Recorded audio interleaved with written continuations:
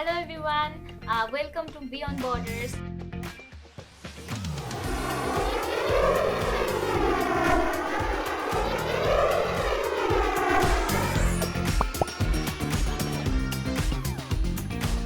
I'm Niyantama Zabin and it is episode 3, and today we're gonna talk about tourism and travel expectations. And today I have 3 guests with me, and I would love to introduce here.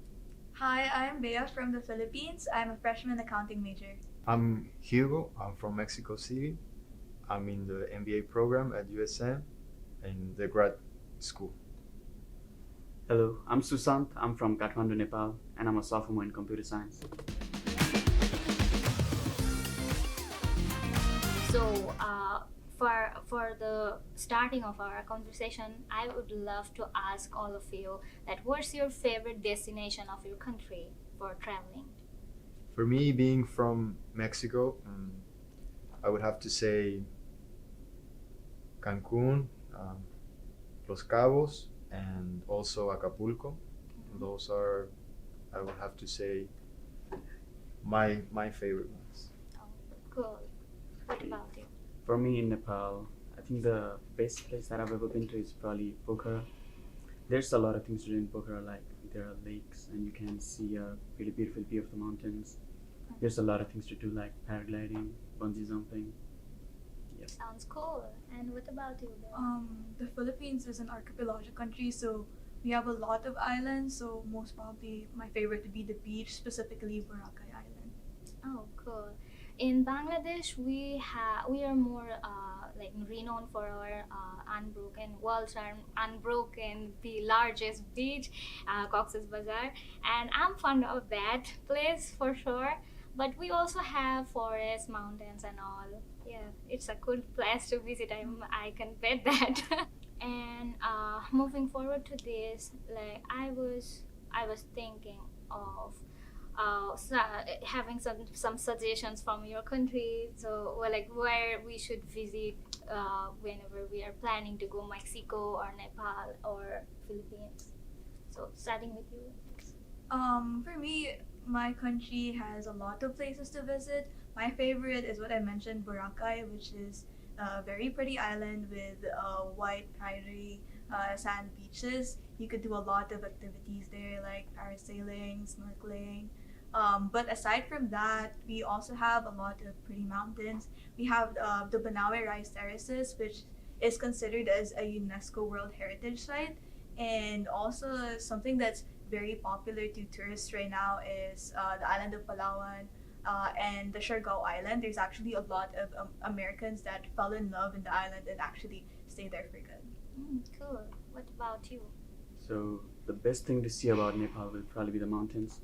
We have the tallest mountains in the world, and like the things that we call mountains here in America, in Nepal, we just call it a random hill. So I would recommend taking a mountain flight. It's like a flight that starts from Kathmandu and then lands in Kathmandu, but you get to see a view of all the mountains from the air. So it's a really cool thing to do. And Nepal is also popular for adventure tourism. So you can go bungee jump from the second highest bungee jumping spot in the world. And you can go trekking. There's a lot of places for trekking.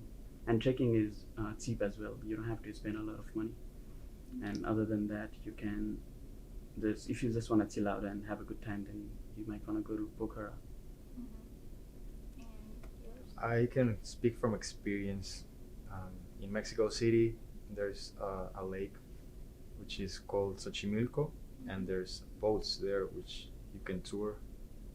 They call them Las Trajineras. I've personally been there, and I had a lot of fun. There is also in Valle de Bravo, we jump off a cliff with a parachute. I haven't done it. I would love to do it, but that's also In your bucket list. yes, of course. What did you say the name of the boat was? Las Trajineras. What does that mean in English? I don't think that's a Has a Translation. translation. Doesn't have any. Yeah. Okay. Yeah, I can get that. And talking about the best places of countries, if I may ask, like, what do you think? Which place of your country are very underrated?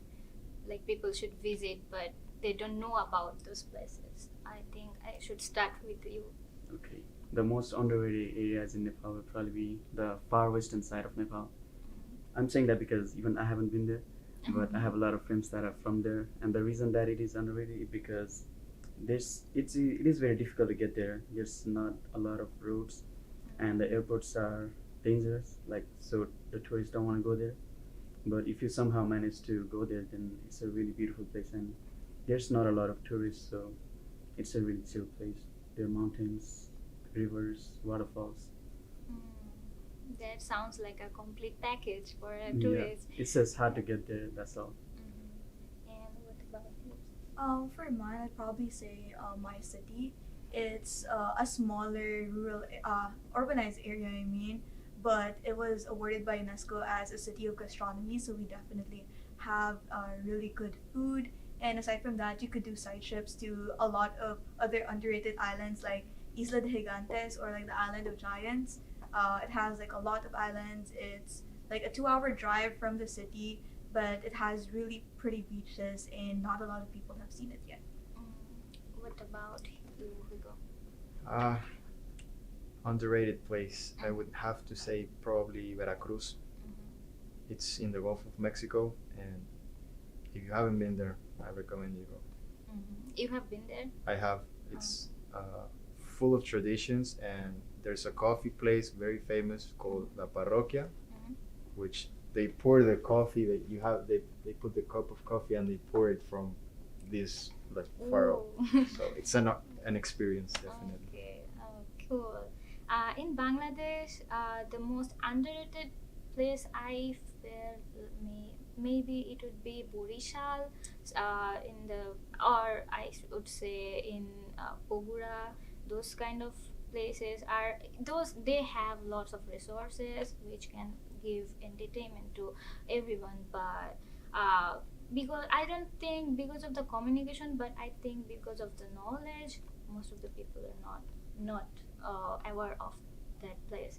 But and talking about best places, I would say my favorite Cox's Bazar and the mangrove forest Sundarban and to think there's a lot. I love to travel, so It's a big country. it's not that much big, but I would say it's more resourceful. Yeah. I was wondering like what do you prefer, solo traveling with friends, or traveling with family? For me, I really prefer traveling with family and friends. It makes it more fun. You get to do a lot of activities together, try out new stuff. So What about you? I like going with friends most of the time because there's a lot of things to do, and it's also safer than going alone. For me, my family. Travel with family always. Okay, that's cool. So, in your country, is it safe to travel if they want to, if they are a solo travel? So, is it safe for that? For us, there's an idea that it's very dangerous in Mexico to travel in the developing world, traveling solo. But as long as you speak the language a little bit or make good friends with the people there, you're gonna have a blast. Oh, cool. What about you? I think if you just stick with the tourist destinations, like the places that are popular with tourists, then it's pretty safe to travel alone. But if you go somewhere that there's not a lot of tourists, then it might be. For the Philippines, we're known to be a very hospitable country.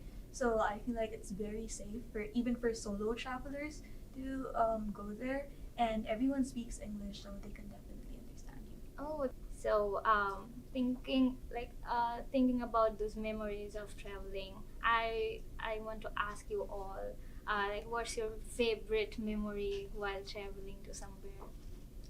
Starting with who wants I to can start? start. Yeah, Okay, yeah, sure. sure. I'm grateful because I was able to travel to to many different places within Mexico with my family, and I'm grateful for those experiences. And I have a lot of memories that I could talk about, and I would say I'm a football fan, and I did a tour in Mexico City. There's different soccer teams, 3 different soccer teams, and I was fortunate enough to go to the stadiums in there in Mexico City, and that for me I would have to say is my top experience so far. And I mean, as I've been to Acapulco also, and I loved it. We have a boat ride with, it's called La Banana, so it's an inflatable device, if you will, and you ride it, and a lot of people fall. I fell. It's very difficult to stay on it. If you haven't been there, you should go. Don't they get hurt when they fall? Yes, it hurts. yes. I do not recommend falling. Okay. Oh, So my favorite memory of traveling in Nepal will be when I went to Pokhara with my cousins. So we just one day, we celebrate Tihar, right? It's a festival in Nepal. I don't want to turn the topic to festivals, so we just celebrated Tihar, and we randomly decided to go to Pokhara in the evening. So we just took a bus to Pokhara, and I grew up in Kathmandu. So Kathmandu is a beautiful city, but it's the capital city, so it's very chaotic. Like there's noise everywhere and a lot of people. But when I went to Pokhara, it was my first time going to Pokhara. It was a completely different experience. It was like, it looks similar to Kathmandu, like it was developed, the roads were nice, but it was also really chill, and the weather was so much better than in Nepal. In Kathmandu. So in Pokhara, as soon as we went, we got into a hotel, we walked around lakeside a little bit, and in the morning we went boating in the lakeside, and I also got to go paragliding in Pokhara for the first time. Like, it was scary thinking about like just flying in the sky, but it was a really fun experience.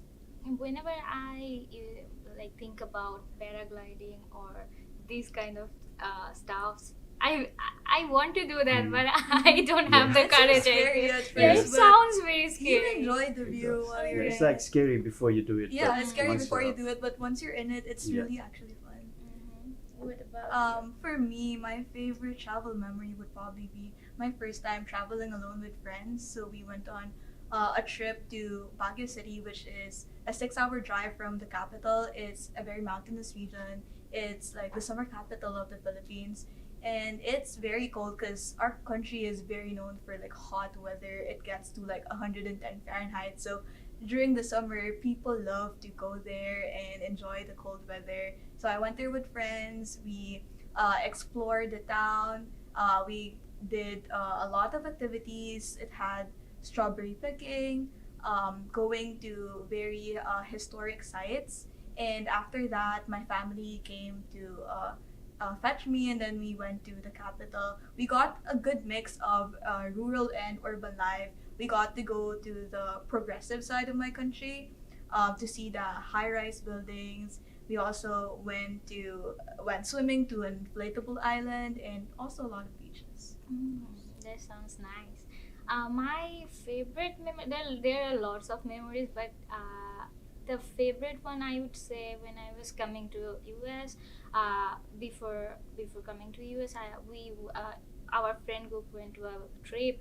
It was in Sylhet, and it was like all by ourselves, and we planned it for so long, and I was longing for Sylhet. And in Sylhet you can see mountains, you can see waterfalls, you can see like the scenery, like the beauty of Sylhet is something else for me. So I only went there once on that trip, but it is actually a memorable one, and going to a tour with your friends is you all can understand that. So it's more like a nostalgic thing for me whenever I recall those memories. Yeah, sometimes you enjoy the place more because of the people that you went Yeah, with. the people that Yeah. you're with, and the group of people like Yeah. makes the mood of the whole trip. Like Exactly. it's a different trip if it's with family, and if it's with Exactly, friends, friends, it's completely exactly. it's like a different world. Exactly. So talking about traveling and planning of travel, so what's the first thing you want you put in your bucket list when you are traveling somewhere. Bucket bucket Like, list place. what's the first thing you plan when you were going for a tour? I have to say tour across Europe Yeah, anything. Yeah. because it's a small continent, Mhm. and I just want to experience. I want to have the experience of all those different cultures Mhm. that are part of Europe. Mexico, in contrast, is a little bit bigger. I mean, it's America. It's huge, but Europe is definitely bucket list for me. And what about like when you are planning something, like you are planning a tour? So where's your first thing to plan, like hotel or Hotels. like hotels? Hotels. Okay. Yes. What about you? So my bucket list. Mm-hmm. I really want to see the Northern Lights because I have been seeing that in Yeah, movies and I'm also social longing media. for that. Yeah, I've been seeing that since my childhood, and at first when I saw it, I didn't even think that it was real. Mm-hmm. So after I found out it was real, I really want to go there. I haven't been there yet. And another thing that was on my bucket list, I was able to see it last year. I went to Niagara Falls last year, so that was fun. And what's the first thing you planned? First thing, I really look for the activities that I can do go and do in that place, because if I'm going somewhere, then I don't just want to look at something and do nothing. Like I want to have a lot of things to do. True. And Well, for me, my bucket list in my country would probably be trying to go surfing in one of the islands. And I think it's very cool, but I'm scared to do it. I feel like I'd fall in the water. But then internationally, I fulfilled this last year. One of my bucket lists was to go to New York, and it was really pretty, a very urbanized city. Definitely a place I would want to go back again. And aside from that, in Asia, probably South Korea. I'm really a big fan of K-dramas, so I'd want to see the places that were featured in those series. That's cool. And what was your first thing? What was the first thing you planned when you were going for a trip? When I'm going for a trip, the first thing I plan probably is the places I want to go to, the places I want to visit. Like, aside from that, also the food and culture is really important to me. So, yeah. In my eyes, I usually plan. First thing I see is the transport, like how I'm gonna, what vehicle I'm gonna use. Where like I need to fix the transport thing. I need to plan the transport thing. I don't know why I usually think about that, and I think we all check weathers. Yeah. Yeah. Weather is a very important Right, thing. it's Like important. if you from in my country, if you go Silet in summer, like in a warm weather, you will gonna burn yourself for sure. So it's not gonna be a good plan. So In my country, like our weather is pretty consistent. It's hot all year round, even in like winter season. We don't have a winter season; it's all hot. Oh, okay. So yeah, so weather is a great factor. Yeah. Mhm. I like checking for rain because imagine you're going to a new place and it's just raining. Mhm. go outside. And you don't bring an umbrella. But in Silet, if it rains, then you will feel like you are blessed, because the whole scenario will turn into something different. You know, it's really cool to be in Silet if it's rain. And okay, so talking about weathers and all, how was the weather of Mexico, and what's the like best weather for visiting Mexico? It has to be somewhere tropical, of Okay. course. Being from Mexico City, you can have rain and sun in one day, but tropical weather for me is the best thing to experience. Definitely, I had a hard time adapting to America because of the weather. I've lived in the northern part of America, so that took a lot of effort to try to get used to.